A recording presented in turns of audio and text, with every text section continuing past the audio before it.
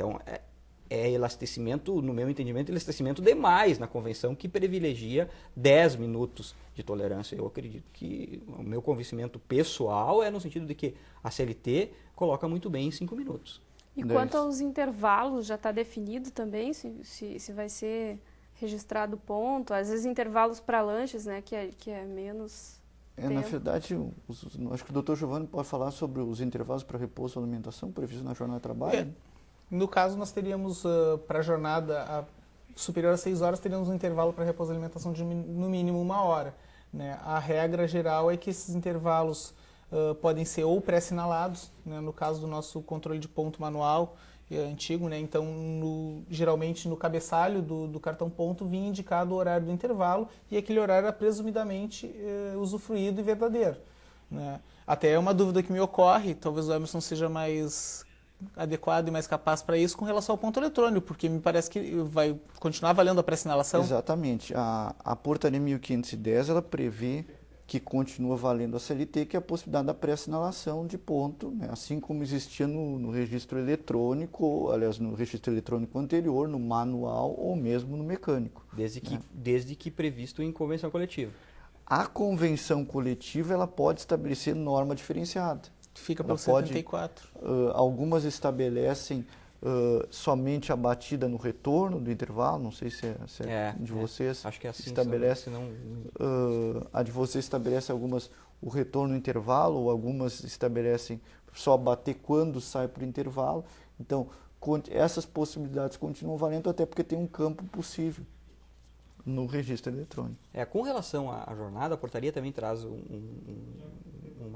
uma solução interessante para como a Daiane nos questionou, a questão dos lanches, da desnecessidade, né, de marcação desse intervalo quando concedido em jornadas inferiores a 6 horas. Aí não há necessidade da marcação desse intervalo. Ele é Os de 15 minutos. O de 15 minutos ele é absorvido integralmente dentro da jornada, porque ele não há interrupção da remuneração, como do intervalo para a refeição. Né? Uhum. O professor Emerson comentou antes também, caso o empregado esqueça de marcar o ponto, vai ter ali um software que gerencia isso. Na verdade, o doutor Álvaro falou que tem um programa de tratamento. Né? Uhum.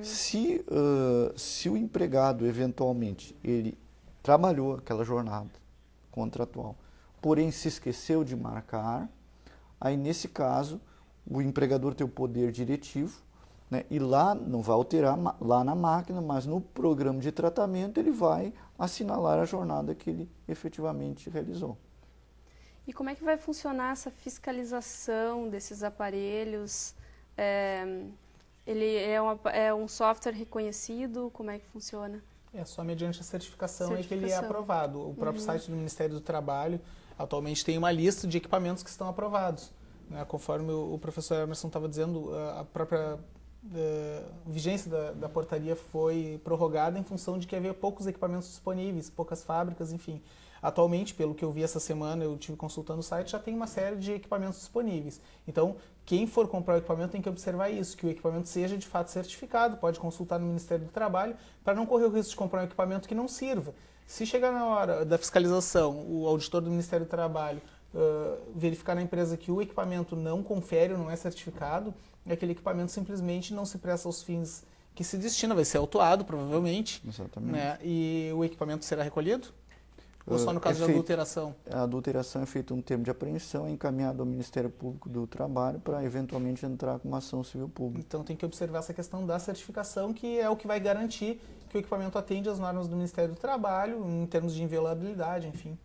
E numa demanda judicial, se não for certificado, o juiz não vai entender como válido aquela marcação de ponto. Exatamente. E o empregador que já utiliza o registro de ponto eletrônico, ele pode voltar a utilizar o manual ou o mecânico? Sim, é permitido. Tanto na situação anterior também já era permitido, se ele tem o eletrônico.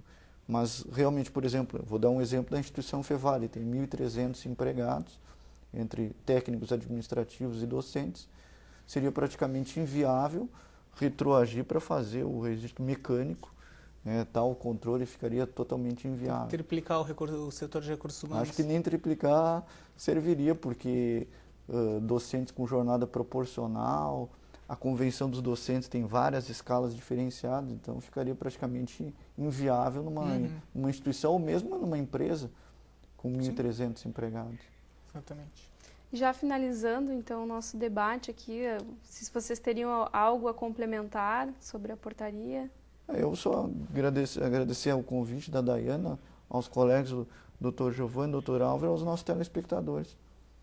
Eu também queria agradecer o convite do Emerson e esperar que em março tudo esteja implementado, né?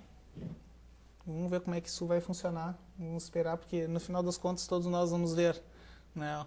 Uns fiscalizando e outros atuando nos processos daí decorrentes. Da mesma forma, agradecer o convite e externar aí o orgulho de satisfação de participar da mesa com os colegas aqui, com quem, não diariamente, mas muitas vezes aí nos encontramos, trabalhamos em demandas em conjunto. E dizer que essas discussões, sim, a divulgação, essa proposta que a TV Fevale está fazendo aqui, ela vai fazer com que essa discussão se propague e aí sim se atinja, quem sabe, os trabalhadores que estão hoje um pouco isolados ou sem conhecimento de que isso está para acontecer e vai melhorar um pouco a qualidade da relação de emprego deles. Aí já que o doutor Álvaro, já fica aí um convite que está nos convidando para a Rádio Fevale, quem sabe, porque aí a gente pode até atingir maior também outros... Eu acho que é interessante, acho que é interessante. Veiculação na rádio. Veiculação ABC, na né? rádio, porque daí pode atingir também os trabalhadores que escutam a rádio. Até daqui uns 90 dias, né? Mais de 90 dias, né? Para a gente discutir de como está sendo a aplicação, né? A aplicação, ou das demandas judiciais daqui a alguns meses, né? Tá certo, Muito obrigado a todos. Agradeço a presença de vocês também. Então, e termina aqui mais um especial Fevale. Obrigado pela sua companhia e até a próxima. Tchau!